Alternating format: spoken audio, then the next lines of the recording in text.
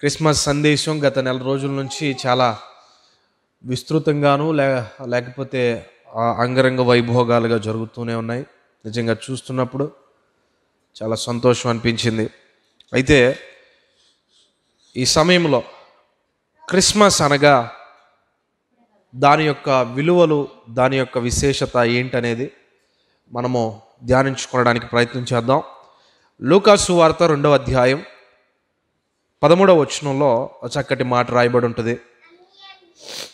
వెంటనే పరలోక సైన్య సమూహము ఆ దూతతో కూడా నుండి సర్వోన్నతమైన స్థలములలో దేవునికి మహిమయు ఆయనకిష్టులైన మనుష్యులకు భూమి మీద సమాధానమును కలుగునుగాక అని దేవుని స్తోత్రము చేయుచుండెను. దేవునికి స్తోత్రం కలుగునుగాక. హల్లెలూయా. బైబిల్ అంతట్లో కూడా సర్వోన్నతమైన స్థలములలో నివసించేటువంటి ఒక శక్తి కలిగిన, తేజస్సుతో నింపబడిన, మహిమ కలిగిన దేవుని గూర్చినటువంటి ప్రారంభం నుంచి మరి ముగింపు వరకు కూడా ఆయనను గూర్చి, ఆయన ఈ లోకంలోనికి మనుష్యునిగా మరి రానున్నటువంటి విధానమును గూర్చి, అలాగే వచ్చిన తర్వాత మరలా ఆయన ఆరోహణమై మరలా తిరిగి ఎలా వచ్చుచున్నాడో ఆ వార్తను తెలియజేసేదిగా ఈ యొక్క బైబిల్ గ్రంథం అంతటిలో మనకు కనబడుతూనే ఉంటుంది.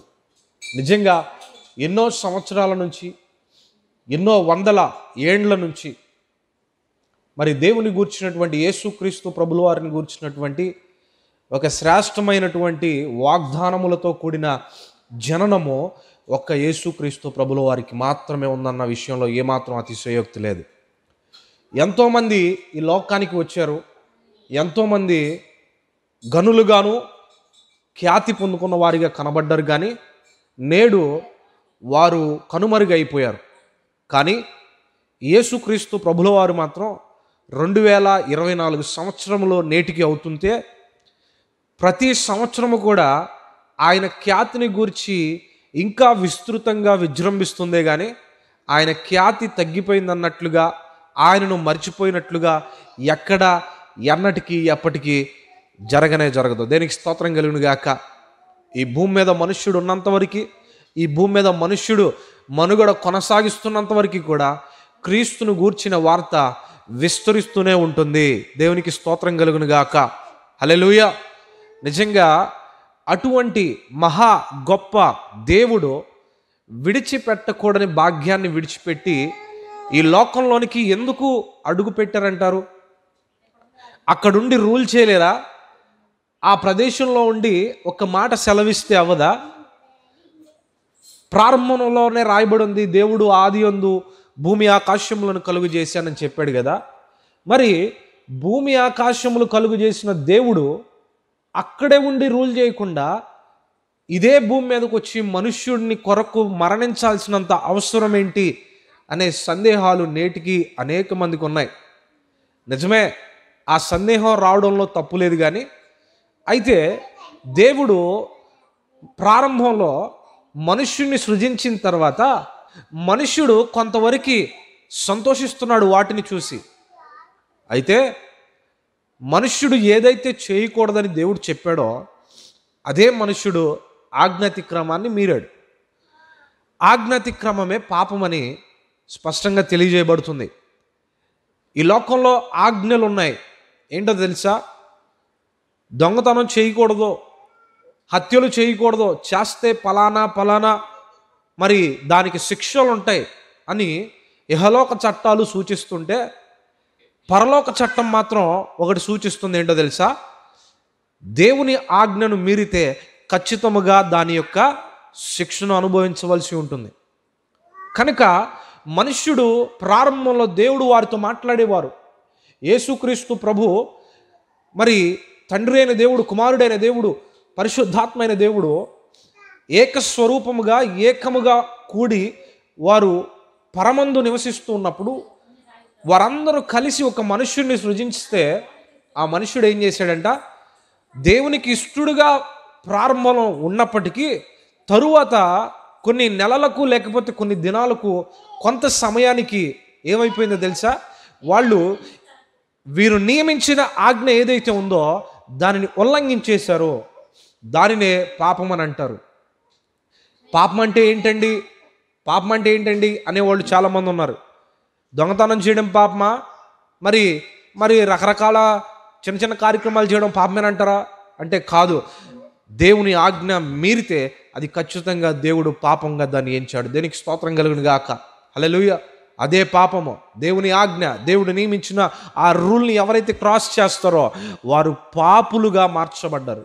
అందుకనే అప్పటి వరకు తండ్రి అయిన దేవుడు ప్రతి సాయంకాల వేళ వచ్చి ఏం చేసేవాడంట, తన జనులైన ఆదాము హవ్వలతో, మొదటి దంపతులైన ఆదాము హవ్వలతో ఆయన ముచ్చటించేవాడని దేవుని వాక్యం సెలవిస్తుంది. ఎప్పుడైతే వీరు ఆజ్ఞాతిక్రమాన్ని పొందారో ఇప్పుడు తండ్రి అనే దేవుడు వారితో మాట్లాడుట ఆగిపోయింది, వారితో సంబంధం కలిగి ఉండుట ఆగిపోయింది.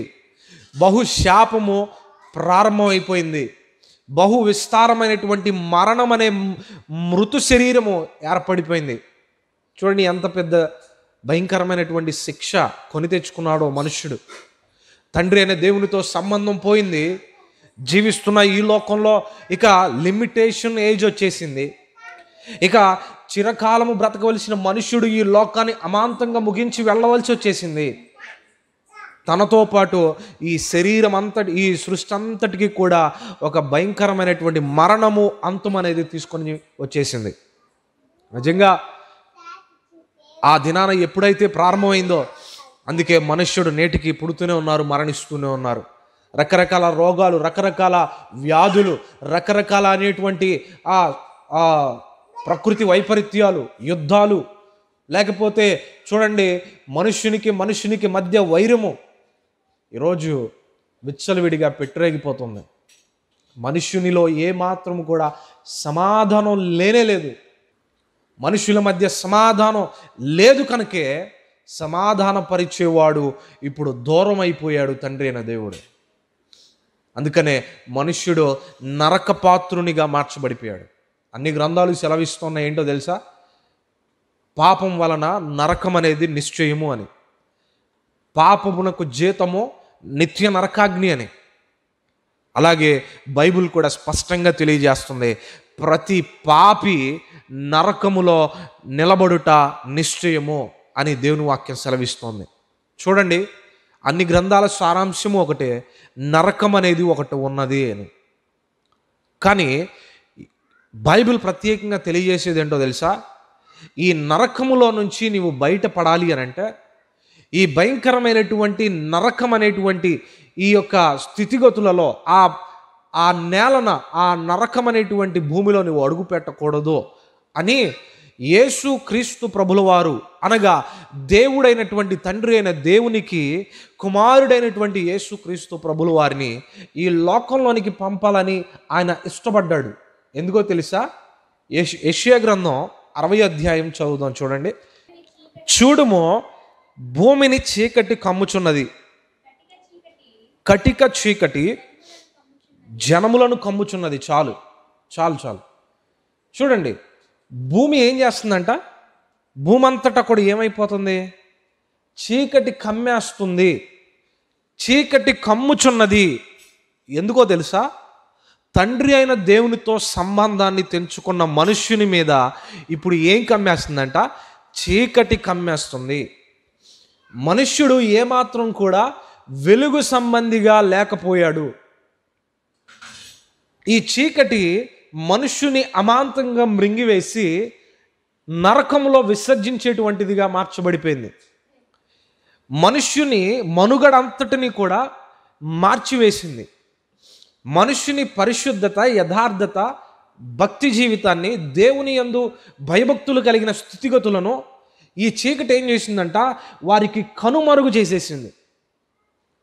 దేవుని యొక్క వెలుగును వారు పొందకుండా ఈ చీకటి ఏం చేస్తుందంట? ఏ మనుష్యుని మీద కూడా ఆయన కృప లేకుండా కమ్మి వేస్తున్నట్లుగా ఒక నీడ వలె కమ్మేస్తుంది. భూమంతటా చీకటి కమ్మేసింది, జనాంగం అంతటా చీకటి కమ్మేసింది. చెప్పాలంటే ప్రపంచమంతటా కూడా ఆయన కిష్టులైన జనులందరి మీద ఈ చీకటి కమ్మేస్తుంది. అందుకే మనుష్యుడు ఏమాత్రము ఎటు వెళ్తున్నాడో, ఏం చేస్తున్నాడో తెలియడం లేదు. చాలామంది అంటారు, బైబిల్ అసలు ఎందుకు చదవాలి? చాలామంది క్రైస్తవ్యులు ఉన్నటువంటి వారు నేటికి వారి బైబిల్స్ గనక ఓపెన్ చేస్తే ఎలా ఉంటుందో తెలుసా? అప్పుడే కొన్న క్రొత్త బైబిల్ లాగా ఆ స్మెల్ కూడా పోదు. ఇంకా ఆ స్మెల్ కూడా పోదు. తీరా ఆ బైబిల్ని ఓపెన్ చేసి చూస్తే అక్కడక్కడ ఏమన్నా కోడేకులో లాంటియో, లేకపోతే ఎప్పుడో 2027 సంవత్సరం, 2017 సంవత్సరం, 2002 సంవత్సరం ఆ రోజు వాగ్దానాలు దాంట్లో పెట్టుంటాయి. లేదంటే టికెట్లో లేకపోతే ఏదన్నా బిల్లులో పెట్టుంటాయి. దాంట్లో చదవండి, బైబిల్ చదవండి, బైబిల్ చదవండి.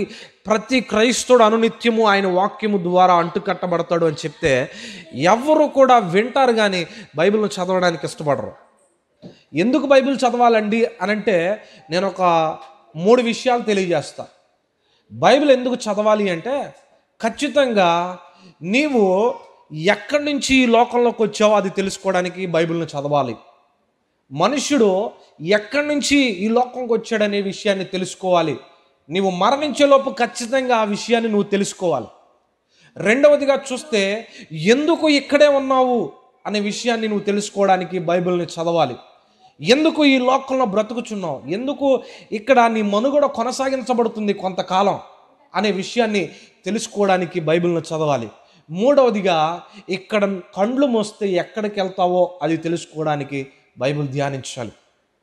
ఇక్కడ కండ్లు మోస్తే, ఇక్కడ నీ యాత్రను ముగిస్తే ఎక్కడికి తిరిగి చేరుకుంటావో ఆ విషయాన్ని జ్ఞాపకం చేసుకోవడానికి బైబిల్ను చదవాలి. ఈ 3 విషయాలు నీ జీవితానికి అత్యవసరమైనవి. ఈ 3 విషయాలు గనక ప్రక్కన పెట్టేస్తే నీ యొక్క జీవితము ముగింపు ఎక్కడ ఉంటుందో తెలుసా? నిత్య నరకాగ్నియే నీకు కారణంగా ఉంటుంది. అసలు అక్కడికి ఎందుకు వెళ్ళావో, ఎలా వెళ్ళావో నీకు తెలియకుండానే నరకాగ్నిలో పడిపోయే స్థితిగతులు ఎదుర్కోవాల్సి ఉంటుంది. ప్రతి క్రైస్తవుడు గమనించాలి. అందుకనే దావీదు అంటాడు కదా, ఇదిగో నా పాదములకు దీపముగా నీ వాక్యము నుంచుకుని ఉన్నాను అంటాడు. ప్రైజ్ ది లార్డ్, హల్లెలూయా. వాక్యమునకు ఎంత ప్రాధాన్యత దావీదు ఇస్తున్నాడో తెలుసా? ఆయన ఎక్కడి నుంచి వచ్చాడో ఆయన తెలుసుకోగలిగాడు. తర్వాత ఇక్కడ ఎందుకున్నాడో ఆ వెలుగులో ఆయన చూడగలిగాడు. తర్వాత ఇక్కడ కండ్లు మోస్తే ఎక్కడికి వెళ్తానో ఆ వెలుగులో ఆయన చూడగలుగుతున్నాడు. దేవునికి స్తోత్రం కలుగును గాక. అందుకే ప్రతి మనుష్యుడు కూడా అంధకారంలో నింపబడిపోయి ఉన్నాడన్న విషయాన్ని గమనించాలి. ఈ అంధకారం దేనికి సూచిస్తుందో తెలుసా? కటికమైన చీకటి దేనికి సూచిస్తుందంటే, మనుషుని యొక్క మనుగడ మార్చివేసి, వెళ్ళవలసిన మార్గమును మూసివేసి, నీ యొక్క టార్గెట్ని లేకపోతే నీవు చేరుకోవాలన్న డెస్టినేషన్ని కనపడనీయకుండా చీకటిలో ముంచివేసింది. మనుష్యుని యొక్క డెస్టినేషన్ ఏం చేస్తుందంట? చీకటిలో కమ్మేసింది. ఇక ఏం కనపడుతుంది వెలుగు? ఎప్పుడైనా మనము నేను ఆల్ నైట్ ప్రేయర్స్కి వెళ్ళినప్పుడు, లేకపోతే దూర ప్రాంతాలకు వెళ్ళినప్పుడు నా వెనక కూడా ఎవరో ఒకళ్ళు వస్తారు. కొన్ని సందర్భాలు ఒక్కడనే వెళ్తా. అయితే ఒకరోజు నా వెనక ఒక సహోదరుడు వచ్చి కూర్చుని ఉన్నాడు. ఆ చీకటిలో ప్రయాణం చేస్తున్నాం బండి మీద సుమారుగా ఒక 40-50 కిలోమీటర్ల వేగంతో వెళ్తూ ఉన్నాం. రోడ్డు అంతా కూడా గతుకులుగా ఉంది. అయినా సరే చూసుకుంటూ జాగ్రత్తగా వెళ్తూ ఉన్నాం.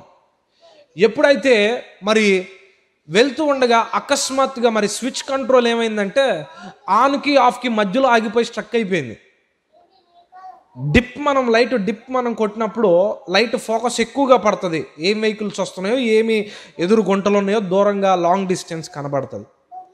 అయితే నేను అది ప్రెస్ చేసినప్పుడు స్విచ్ ఆఫ్కి ఆన్కి మధ్యలో ఆగిపోయింది. లైట్ ఒక్కసారిగా ఆగిపోయింది. ఒక్క సెకండ్ అట్లా ఆగిపోయింది. అంత వేగంతో వెళ్ళేటప్పుడు ఆ లైట్ ఒక్కసారిగా ఆగిపోతే పక్కన ఇటువైపు, ఎడంవైపు, కుడివైపు కాలువలు ఉన్నాయి. రోడ్డులో ఒక సింగిల్ రోడ్డు, అది కూడా గతుకులే. చూడండి, ఆ వేగంలో నుంచి కంట్రోల్ అయ్యే లోపే ఏమైపోతాం? మార్గం తొలగిపోతాం. ఖచ్చితంగా ఇటువైపు కానీ, ఎడంవైపు కానీ, కుడివైపు కానీ పడిపోయి భీకరమైనటువంటి దెబ్బలు తగిలే పరిస్థితి. ఆ వెనక వ్యక్తి ఒక్కసారిగా గట్టిగా పట్టేసుకున్నాడు. నాకు అనిపించింది, నిజంగా ఈ లైట్ ఏదో జస్ట్ ఫ్యూ సెకండ్స్ అట్లా ఆగింది కదా, అసలు లైట్ లేకపోతే ఎటు వెళ్తాం మనం? చూడ్డానికి ఎటు ఏ దిక్కున కూడా వాహనాలు రావడం లేదు, అలాగే ఆ మార్గంలో లైట్స్ అనేది లేవు. ఎలాగైతే మనము మార్గమును ఎలా వెళ్ళాలో తెలియక మరి ఎటు వెళ్ళే వాళ్ళమో తెలియదు, కానీ ఆ సమయమున నాకు అనిపించింది లైట్ యొక్క ప్రాముఖ్యత. ఈ లోకంలో మనుష్యుడు కూడా ఈ అంధకారంలోనే కూరుకుపోయి ఉన్నాడు కనుక తను వెళ్ళవలసిన డెస్టినేషన్ అతనికి కనబడడం లేదు. అందుకనే ఒకవైపు కుడివైపు వెళ్తున్నాడు, అలాగే ఎడం వైపు వెళ్తున్నాడు, ఎటో అటువైపు వెళ్ళి పడిపోతున్నాడు. ఈ అంధకారం మనుష్యునికి మార్గాన్ని కనుమరుగు చేసింది, కానీ దాంతోపాటు మరొకటి కూడా చేస్తుంది. ఏంటో తెలుసా? మనుష్యునికి సమాధానం లేకుండా చేస్తుంది, మనుష్యునికి నెమ్మది లేకుండా చేస్తుంది, అలాగే మనుష్యునికి మానసికమైన ఒత్తిడిని తీసుకొస్తుంది, మనుష్యునికి అనారోగ్య భయంకరమైనటువంటి వ్యాధులను తీసుకొచ్చేటిదిగా ఉంది. అలాగే మనుష్యుని యొక్క ఆ శరీరం అంతటా కూడా రోగములతో నింపేసిందిగా మార్చబడిపోయింది. వ్యాధిగ్రస్తులను చేస్తుంది ఈ అంధకారం. అలాగే మనుష్యుని యొక్క మరి తన పరిశుద్ధ జీవితాన్ని అంధకారంలో త్రోసివేయబడడం అంటే పాపానికి అంధకారం అప్పగించేస్తుంది. ఈ అంధకారం ఏం చేస్తుందంటే మనుష్యుని వ్యభిచారం వైపు నడిపిస్తుంది. ఈ అంధకారం ఏం చేస్తుందో తెలుసా? అక్రమాలు చేయడానికి నడిపిస్తుంది. ఈ అంధకారం ఏం చేస్తుందో తెలుసా? మనుష్యుని పరిపూర్ణ పాప జీవిత సంబంధిగా మార్చేస్తుంది. అందుకనే నిత్య వెలుగులో ఉన్నటువంటి పరలోక రాజ్యం అనేటువంటి ద్వారాన్ని కనపడనీయకుండా వారి నేత్రముల మీద ఈ చీకటి ప్రభావం ఏర్పడిపోయింది. అందుకనే ఈరోజు చూడండి, యేసుక్రీస్తు ప్రభులు వారంటే చాలామందికి ఏంటో తెలుసా? ఆయన వేరే మతస్థుడండి, వేరే ప్రాంతానికి చెందినవాడండి, వేరే జిల్లాకి, వేరే రాష్ట్రానికి, వేరే దేశానికి చెందినవాడండి, ఇక్కడ సంబంధించిన వ్యక్తి కానే కాదు అని అంటున్నాం. చూడండి, నీకు వైద్యం చేయాలి అని అంటే, నీ అనారోగ్యాన్ని స్వస్థపరచాలి అంటే మీ ఇంటి పక్కనో మీ ఇంట్లోనో పుట్టాలా? అక్కడెక్కడో నుంచి వేరే దేశంలో నుంచి లేకపోతే వేరే రాష్ట్రంలో కనిపెట్టిన మందుని తీసుకొచ్చి నీకు ఇంజెక్షన్ చేయాలి అని అంటే నీ ఎదురుగానే ఆ రసాయనాలు కలిపి నీ ఎదురుగానే ఆ ఇంజెక్షన్ ప్రయోగం చేసి విజయవంతంగా సాధించిన తర్వాత నీకు ఇంజెక్షన్ చేస్తేనే అది నమ్మగలుగుతావా? ఎక్కడో అమెరికాలో తయారు చేసిన వ్యాక్సిను, ఎక్కడో ఇజ్రాయెల్లో తయారు చేసిన వ్యాక్సిన్ తీసుకొని వచ్చి మరి బలహీనంగా ఉన్న అస్వస్థతో ఉన్న నిన్ను మరి ఈ డాక్టరు వేరే ఊరికి చెందిన వ్యక్తి, వేరే రాష్ట్రానికి చెందిన వ్యక్తి ఇక్కడ పోస్టింగ్ వేసినప్పుడు నీ గ్రామంలోకి వచ్చి ఇంజెక్షన్ చేస్తుంటే, రే నువ్వెవడో నాకు ఇంజెక్షన్ చేయడానికి? మా ఊరేనా నీది? మా జాతేనా నీది? మా మతమేనా నీది? మా రంగేనా నీది అని అంటే ఎంత అమాయకత్వంగా ఉంటుంది చూడండి.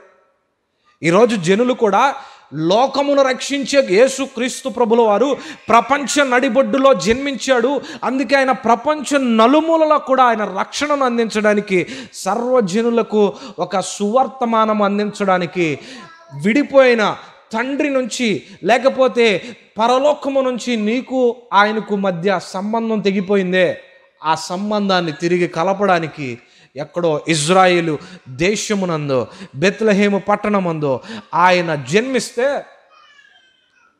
ఈరోజు ఆ ఊర్లో పుట్టినోడు, ఈ ఊర్లో పుట్టినోడు, ఆ దేశంలో పుట్టినోడు మా దేవుడు కాదు, మా మతం కాదు, మా రంగు కాదు, మా జాతి కాదని అంటే ఎంత అమాయకత్వం.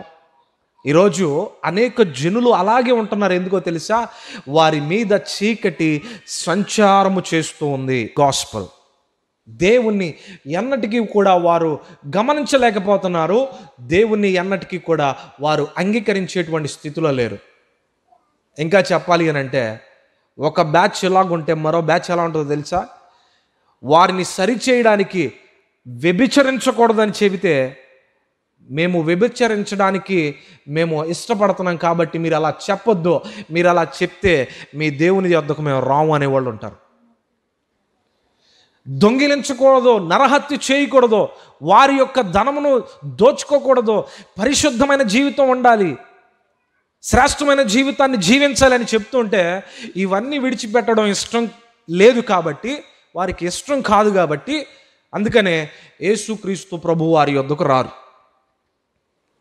అందుకే వాళ్ళు ఏం చేస్తారో తెలుసా, ఏ మేకనో ఏ గొర్రెనో దేన్నో దాన్ని బలించేసి అయిపోయింది మా స్థితి, అయిపోయింది మా పాపం ఈ పుణ్యకారం ద్వారా కొట్టివేయబడింది అనుకొని ఒక అమాయకపు మనస్సు కలిగినట్లుగా ఈ అంధకారం వారిని చేసేసింది. యోహాను సువార్త 3వ అధ్యాయం 19వ వాక్యంలో ఒక మాట రాయబడింది. ఆ తీర్పు ఇదే: వెలుగు లోకంలోనికి వచ్చెను గాని తమ క్రియలు చెడ్డవైనందున మనుషులు వెలుగును ప్రేమింపక చీకటినే ప్రేమించుచున్నారు. మనుష్యులకు ఈ చీకటిలో ఏముందో తెలుసా?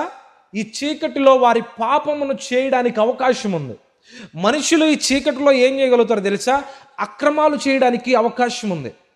లేకపోతే మనుష్యుడు వెలుగులోకి ఎందుకు రాడో తెలుసా?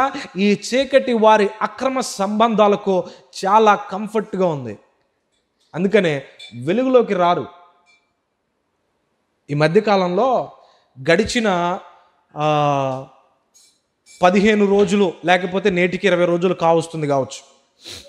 అయితే ఒక ఆశ్చర్యపోయేటువంటి ఒక న్యూస్ని international media, NBC channel, BBC news, అలాగే ఇంటర్నేషనల్ మీడియా ఛానల్స్ ఒక విషయాన్ని అయితే ఫోకస్ చేస్తూ ఉన్నాయి.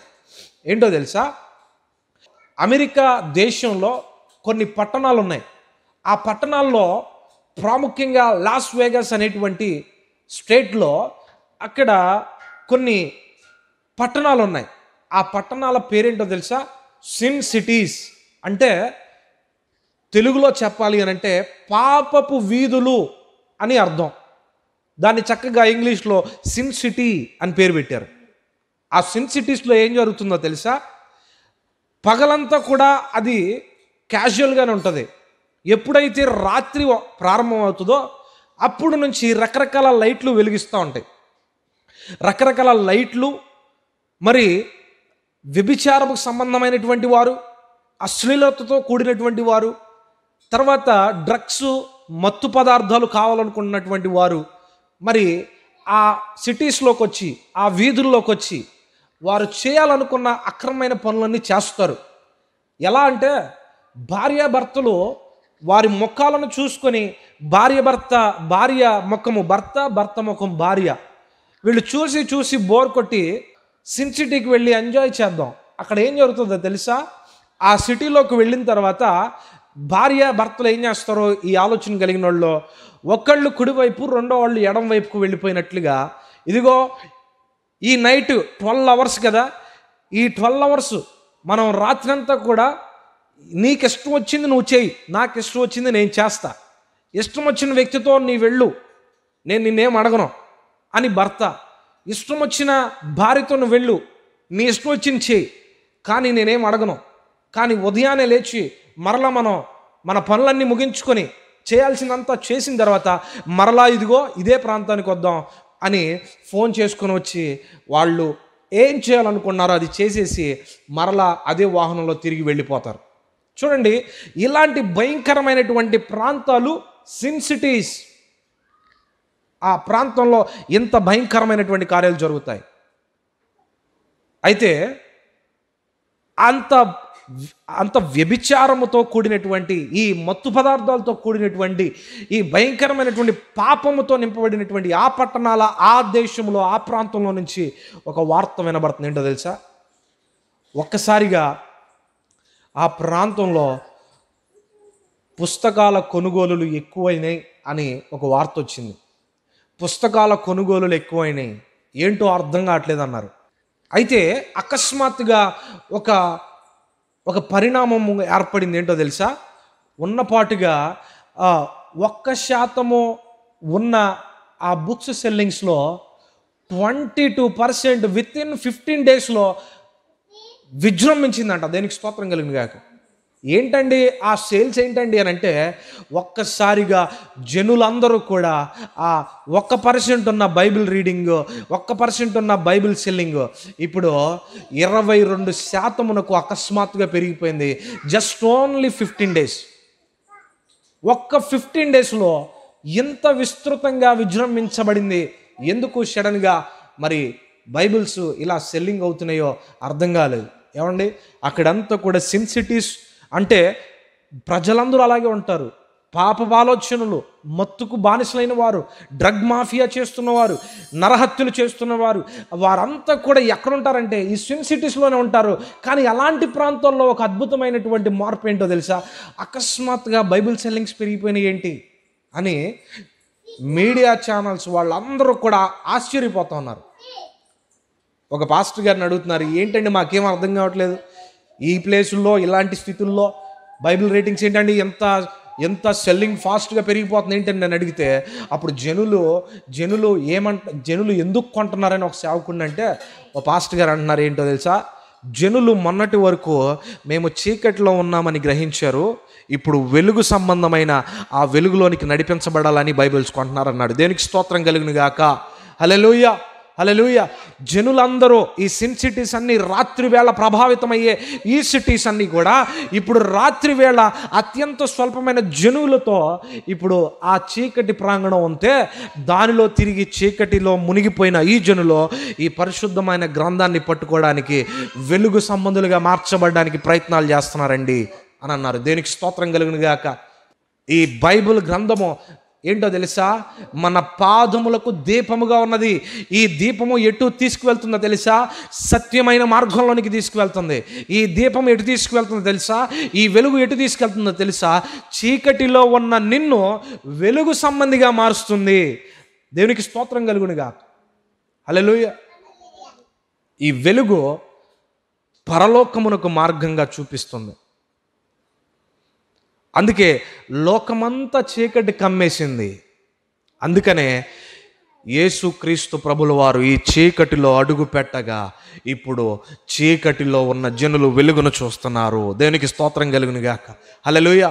2024 సంవత్సరముల క్రితం అంతటా కూడా ఏముందంట, లోకములో అంధకారముగా నింపబడితే ఇప్పుడు యెహోవా వెలుగుగా యేసుక్రీస్తు ప్రభుల వారు ఈ లోకంలోనికి అడుగు పెట్టారు. అప్పటి నుంచి ఆయనకిష్టులైన వారి మీద, ఆయనకిష్టులైన జనులు ఆయన ముఖకాంతికి ఆకర్షితులై అనేకులు మేము పాపంలో ఉన్నామని, పాప జీవితంలో ఉన్నామని వారు ఎరిగి ఏం చేస్తున్నారంట, ఇప్పుడు వెలుగు సంబంధులుగా మార్చబడడానికి ప్రయత్నిస్తున్నారు. దేనికి స్తోత్రం కలుగును గాక. హల్లెలూయా, హల్లెలూయా. అందుకనే యేసుక్రీస్తు ప్రభుల వారు సువార్త ప్రకటిస్తూ ఉండగా, ఇదిగో ఆ గృహములో ఇదిగో వ్యభిచారం చేస్తున్నటువంటి స్త్రీని తీసుకుని వచ్చి జనులందరూ తీసుకొచ్చి, ఇదిగో యేసు ప్రభు ఈవిడ వ్యభిచారం చేస్తుండగా మేము పట్టుకుని ఏం చేయాలి అనంటే, వెలుగు సంబంధిగా ఉన్నటువంటి యేసుక్రీస్తు ప్రభుల వారిని ఎప్పుడైతే ఆ చీకటి సంబంధురాలుగా ఉన్న ఆ స్త్రీ చూసిందో ఒక్కసారిగా ఆమె మీద వెలుగు ఉదయించగా ఇక ఆవిడ ఎన్నడూ పాపం చేయడానికి ఇష్టపడలేదు. ఇప్పుడు చీకటి సంబంధంలో నుంచి క్రీస్తు అనే వెలుగు సంబంధిగా మార్చబడిపోయింది. దేవునికి స్తోత్రం కలుగును గాక. హల్లెలూయా, హల్లెలూయా. ఈ వెలుగు ఏం చేస్తుందో తెలుసా? వ్యభిచార సంబంధమైనటువంటి కార్యంలో నుంచి బయటకు తీసుకొస్తుంది. ఇప్పుడు పరిశుద్ధులుగా మార్చడమే కాదు, వెలుగు సంబంధులుగా మారుస్తుంది. దానికి స్తోత్రం కలుగును గాక. గెరాసేనుల ప్రాంతం అంతా కూడా అంధకారంతో నింపబడిపోయింది. గెరాసేనుల ప్రాంతం అంతటా కూడా చీకటి సంబంధంగా మార్చబడిపోయింది. ఎలాగో తెలుసా? దురాత్మ శక్తుల చేత, భయంకరమైన అపవిత్ర ఆత్మల చేత ఇదిగో దేశంలో నెమ్మది సమాధానం లేకుండా పోయింది. అనేకులు దురాత్మల చేత పీడించబడుతున్నారు. అందుకే శానా పట్టిన దెయ్యములో భయంకరమైన చీకటి ఉంది. అనేక దురాత్మలు ఒక్క వ్యక్తిని మాత్రమే కాదు, ఆ దేశంలో ఉన్న ఇంకొంతమందిని కూడా, ఆ దేశం అంతటా కూడా సంచరిస్తూ, అందుకే బతిని ఆడుకుంటున్నాయి, అయ్యా ఈ ప్రాంతం నుంచి మమ్మల్ని వెళ్ళగొట్టొద్దయ్యా. ఎందుకో తెలుసా? ఆ ప్రాంతాన్ని అంతటిని మేము చీకటితో కమ్మేశాం, ఆ జనులందరినీ మేము చీకటితో కమ్మేశాం. రకరకాల రోగాలు, రకరకాల వ్యాధులు, రకరకాల గొడవలు, రకరకాల పోరాటాల మధ్య మేము కమ్మేశాం వారిని. అప్పుడు యేసుప్రభు అంటాడు, ఒక్కసారిగా ఆజ్ఞాపించగా ఎప్పుడైతే ఆ గెరాసేనుల ప్రాంతంలో ఆ పడవలో నుంచి దిగి ఆయన కాలు మోపగానే ఆ దేశమంతటా కూడా వెలుగు చిమ్మింది. అంతే. దేనికి స్తోత్రం కలుగును గాక. హల్లెలూయా. ఆ దేశం ఉన్న చీకటంతటా కూడా వచ్చి అపవిత్రాత్మలు వచ్చి బ్రతిలాడుకుంటున్నా, అయ్యా ఈ దేశం వదిలి వెళ్ళిపోమయ్యా, ప్లీజ్ అయ్యా, మమ్మల్ని మాత్రం శాంతం వెళ్ళగొట్టకో, ఇదిగో కావాలంటే ఆ పందుల గుంపులోకి వెళ్ళిపోయి అటు నుంచి అటు కింద పడిపోతాం, అని అంటే దేవుడు ఒక్కసారిగా కనుసైగ చేయగా ఆ దురాత్మలు ఆ ప్రాంతం నుంచి వదిలి వెళ్ళిపోయి ఆ పందుల గుంపులో నుంచి సముద్రంలో పడి చచ్చినాయి. దేనికి స్తోత్రం కలుగును గాక. అగాధంలో పడి చచ్చినాయి. ఈ యేసుక్రీస్తు ప్రభుల వారు వెలుగై ఉన్న ఈ వెలుగు ఇప్పుడు ఎక్కడ అడుగు పెడుతుంటే అక్కడ చీకటి ఏమైపోతుందంట, పారిపోతుంది. ఎక్కడ అడుగు పెడితే అక్కడ ఏ జనుల్లో చీకటి ఉంటే ఆ జనుల్లో చీకటి పారిపోతుంది.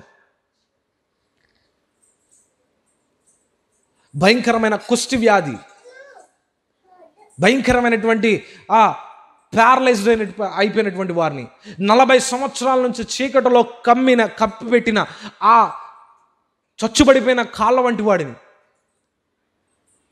అలాగే ఇదిగో భయంకరమైనటువంటి ఈ యొక్క కుష్టి వ్యాధిగ్రస్తులను, అనారోగ్యం అనే చీకటితో వారు శరీర వ్యాధితో, ఈ వ్యాధి చీకటికి సూచిస్తుంది.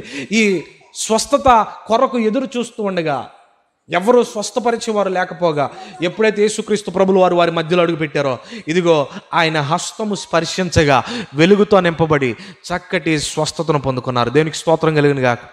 ఈ వెలుగు స్వస్థతను కూడా కలిగిస్తుంది. మార్గాన్ని చూపడమే కాదు, స్వస్థత కలిగిస్తుంది. మార్గాన్ని చూపడమే కాదు, వ్యభిచార సంబంధమైన క్రియలలో నుంచి పరిశుద్ధ సంబంధమైన క్రియల్లోనికి నడిపిస్తుంది.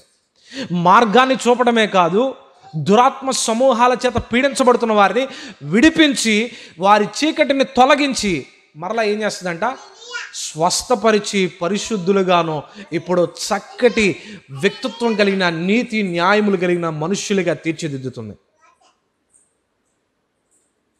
అక్రమంగా దోచుకొని అక్రమంగా సంపాదిస్తున్నటువంటి ఇదిగో పొట్టి జక్కయ్య కనబడుతున్నాడు. చెట్టు మీద ఎక్కి కూర్చుని ఆశ కలిగి ఇదిగో నేను చేస్తున్నదంతా కూడా తప్పే అని విన్నాడు. ఆయన తెలుసుకున్నాడు.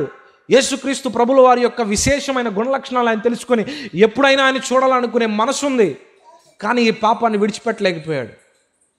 అక్రమంగా రోమీయులు 10% పన్ను వసూలు చేయమంటే 20%, 30% పన్ను వసూలు చేసి మిగతాదంతా కూడా దాచుకునేవాడు.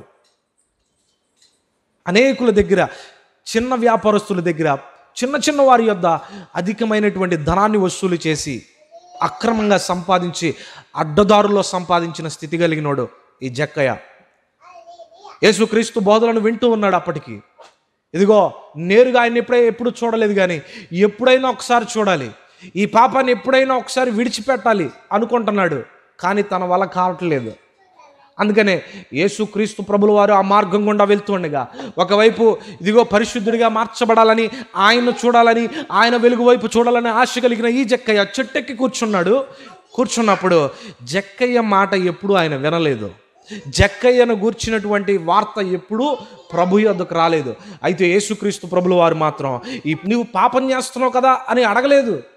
ఆ వెలుగు ఎప్పుడైతే అతన్ని స్పర్శించిందో, వెలుగు ఎప్పుడైతే అతని మీద దిగి వచ్చిందో వెంటనే అతనిలో ఉన్నటువంటి పాపం అతనికి అర్థం కట్టినట్లుగా కనబడి ఏం చెప్తున్నాడో తెలుసా? అయ్యా, నేను అక్రమంగా సంపాదించిన సంపాదన ఇదిగో మొన్నటి వరకు ఎంతో సంపాదించా, ఇప్పుడు ఎవరి దగ్గర అయితే అధికంగా తీసుకున్నానో వారికి తిరిగి చెల్లించేస్తున్నా. ఇక నుంచి నేను నా అక్రమ మార్గాలను నేనేం చేస్తున్నానో ఇక మానివేస్తున్నా, ఇక న్యాయంగా బ్రతుకుతాను అని వెలుగు సంబంధిగా మార్చబడ్డమే కాదు, ఇప్పుడు పాపమంతా కూడా తుడిచిపెట్టబడిపోయింది. అంతే. దేవునికి స్తోత్రం కలిగింది గాక. హల్లెలూయా. అందుకనే యెషయా ప్రవక్త అంటున్నాడు కదా, ఇదిగో లోకమంతా కూడా చీకటి కమ్మేస్తోంది, కట్టిక చీకటి లోకాన్ని కమ్మేస్తుంది. అయితే 2వ వచనం చదువుదాం చూడండి. యెషయా 60 అధ్యాయం 2వ వచనంలో, చూడుమో భూమిని చీకటి కమ్ముచున్నది, కట్టిక చీకటి జనములను కమ్ముచున్నది, యెహోవా నీ మీద ఉదయించి ఉన్నాడు, ఆయన మహిమ నీ మీద కనబడుచున్నది. దేవునికి స్తోత్రం కలుగును గాక. హల్లెలూయా. లోకమంతా చీకటి కమ్మేస్తోంది, సమాధానం, నెమ్మది లేదు, అక్రమమైనటువంటి మార్గములు, అక్రమైన మనస్తత్వం కలిగినటువంటి వారు, మార్గాన్ని కనుమరుగు చేసింది ఈ చీకటి. మనుష్యుని అంతరంగాన్ని మార్చేసింది ఈ చీకటి. మనుష్యుని అంతరంగము ఆర్పివేయబడింది. అందుకనే మనుష్యుడు చీకటిలో బ్రతుకుచున్నాడు. అయితే ఈ చీకటిలో నుంచి నీవు వెలుగు సంబంధిగా మార్చబడాలనేదే దేవుని యొక్క ఉద్దేశము. దేవునికి స్తోత్రం కలుగును గాక. హల్లెలూయా. అదేంటండి చీకటి ఏంటండి? మేమంతా వెలుగులోనే ఉంటున్నాం. లైట్స్ చూడండి ఎంత అద్భుతంగా ఉన్నాయో. పగలు చూడండి, సూర్యుడు బగబగ మండిపోతూ ఉన్నాడు. చీకటి అంటారేంటండి? రాత్రి వేళ వెన్నెల వెలుగు ఉంటుంది, పగటి వేళ సూర్యుడు వెలుగుగా ఉంటాడు, అవసరమైతే లైట్స్ వెలుగుగా ఉంటాయి అని అంటూ ఉన్నారు అనేక మంది. బహుశా అనుకోవచ్చు, కనబడుతున్న ఈ స్టార్సు వెలిగించబడుతున్నాయి, కనబడుతున్న ఈ యొక్క లైటింగ్ సిస్టమ్ అంతా కూడా మందిరాల్లోనూ ఇండ్లల్లోనూ రకరకాల లైట్స్ వచ్చేసినాయి. కనబడుతున్న ఈ లైట్స్ అంతటిని కూడా ఇదిగో ఒకానొక సమయాన అవి ఈ లోకంలో లేవు. 1872వ సంవత్సరంలో ఒక గ్రేట్ ఇన్నోవేషన్ ద్వారా ప్రస్తుతానికి ఈ లైట్స్ కనబడుతున్నాయి అంతే. థామస్ ఆల్వా ఎడిసన్ అనేటువంటి వ్యక్తి చేసిన ఈ ప్రయోగం ద్వారా ప్రపంచం వెలిగించబడుతుంది. థామస్ ఆల్వా ఎడిసన్ ప్రపంచాన్ని మాత్రమే వెలిగించగలిగాడు, కానీ మనుష్యుని అంతరంగాన్ని వెలిగించడం ఎవరి తరం కాలేకపోయింది. థామస్ ఆల్వా ఎడిసన్ లోకాన్ని వెలిగించాను అనుకుంటున్నాడేమో కానీ మనుష్యుని అంతరంగమో ఏ ఒక్క మనుష్యుడు వెలిగించలేకపోయాడు. మనుష్యుని అంతరంగం చీకటిగానే ఉంది. ఇంట్లో పెద్ద స్టార్ ఉన్న మనుషుని అంతరంగం చీకటిగానే ఉంది. ఇంట్లో పెద్ద ట్రీ పెట్టి దాని చుట్టూ లైటింగ్లు అలంకరించినంత మాత్రాన ఆ యొక్క మనిషి అంతరంగం చీకటిగానే ఉంది, ఆ చెట్టు జీవం లేనిదిగానే ఉంది.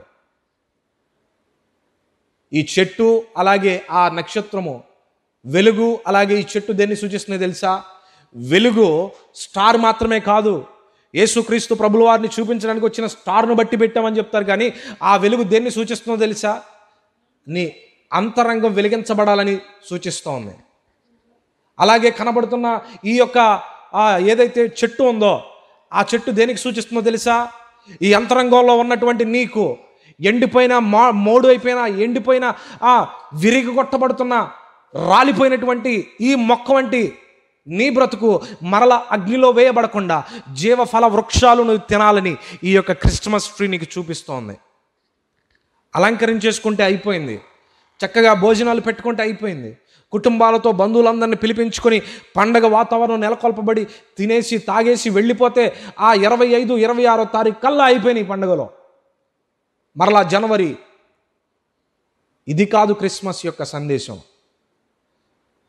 అనేకులు రకరకాలుగా మరి ఎన్నో రీతులుగా చెప్తున్నారు, కానీ ఈ సత్యాన్ని గ్రహించలేక కేవలం పండగ వాతావరణం అన్నట్లుగానే పండగ వాతావరణంగానే బ్రతుకుతున్నారు, కానీ నిజమైన వెలుగులోనికి నడిపించబడడం లేదు.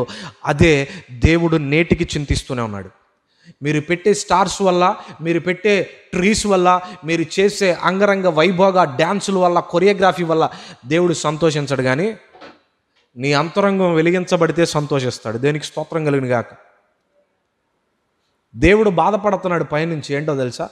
దేవుడు బాధపడుతున్నాడు పైనుంచి, ఆకాశం నుంచి చూసి బాధపడుతున్నాడు. అయ్యో ఆకాశమా విను, భూమి చెవి యొగ్గుము, నిన్ను పిల్లలను కని పెద్దవారిగా చేశాను, వారిని పెంచి పోషించాను, వారు చీకటిలోనే ఉండడానికి ఇష్టపడుతున్నారు, అందుకే నన్ను విసర్జించేశారు. ప్రభువును విసర్జించిన క్రిస్మస్ యూజ్లెస్. ప్రభువును విసర్జించిన చేస్తున్న సెలబ్రేషన్ పనికి మాలిన సెలబ్రేషన్, ఉపయోగం లేనిది, నీ సరదా తీర్చుకోవడానికి మాత్రమే. దేవుని యొక్క వెలుగులోనికి నడిపించబడిన వాడికి నిజమైన క్రిస్మస్ ఎప్పుడు ఉంటుందో తెలుసా? ప్రతిరోజు ఉంటుంది. వాడు చీకటిలో సంచరించడానికి ఇష్టపడ్డు. ఒక గొప్ప దైవ సేవకులంట ట్రైన్లో ప్రయాణం చేస్తూ ఉన్నారంట.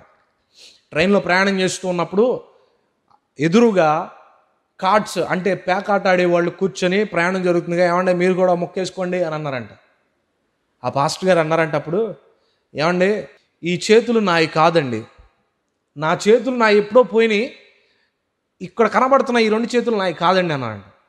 ఇదేంటండి బాబు, కనపడుతున్న చేతులు మీ కాదంటావంటే, నా చేతులు మొన్నటి వరకు కొన్ని సంవత్సరాల క్రితం అన్నీ చేసినాయి, కార్డ్స్ ఆడిని అన్నీ చేసినాయి, కానీ పరిశుద్ధమైన దేవుడు తన వెలుగులోనికి నడిపించి తన రక్తం ద్వారా నన్ను కడిగి నన్ను పరిశుద్ధినిగా మార్చి నా నెత్తి మొదలుకొని అరికాలి వరకు ఆయన రక్తంతో పరిశుద్ధపరిచి ఆయన వెలుగు సంబంధిగా మార్చాడు. నా చేతులు మాత్రమే కాదు, నా కాళ్ళు ఆయన్నే సూచిస్తాయి, నా శరీరము ఆయన కొరకే బ్రతుకుతుంది, నా యొక్క ప్రతి అవయవము కూడా ఆయన కొరకే బ్రతుకుతుంది, ఇవి నాయి కాదు అని అన్నాడు. పాతోడు ఎప్పుడో చనిపోయాడు, ఇప్పుడు ఆయన సృష్టిగా నేను బ్రతుకుచున్నానని చెప్పాడు. చూడండి, ఇప్పుడు వెలుగు సంబంధిగా మార్చబడ్డాడు, తన బ్రతుకులో మార్పు కలిగింది. పాపం చేయాలి అంటే ఏమాత్రం కూడా ఏం లేదంట, ఆసక్తి లేదు. పాపానికి దూరంగా ఉంటారో ఎవరైతే క్రీస్తు వెలుగులోనికి నడిపించబడిన వారు.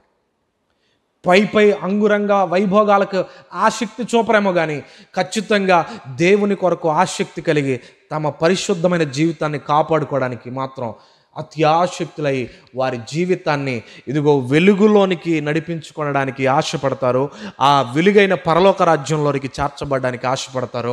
వారి జీవితం మనుగడ, వారి యొక్క డెస్టినేషన్ వారు వెలుగులోన వారు గమనించగలుగుతారు, గ్రహించగలుగుతారు. అందుకే 2000 సంవత్సరాల క్రితం ఆయనే వెలుగుగా ఈ లోకానికి వచ్చి ఉన్నాడు. అందుకే దేవుడు చెప్పుచున్న మాట, I am the light of the world. నేను లోకమునకు వెలుగై ఉన్నాను, నేను లోకానికి వెలుగుగా ఉన్నాను, వెలుగుగా వచ్చాను, చీకటిలో ఉన్న ప్రతి ఒక్కరిని వెలిగించడానికి వచ్చానని ఆయన డైరెక్ట్ స్టేట్మెంట్ ఇవ్వగలుగుతున్నాడు. అంతేకాదు, I am the way, truth and the life. నేనే మార్గము, సత్యము, జీవమై ఉన్నాను.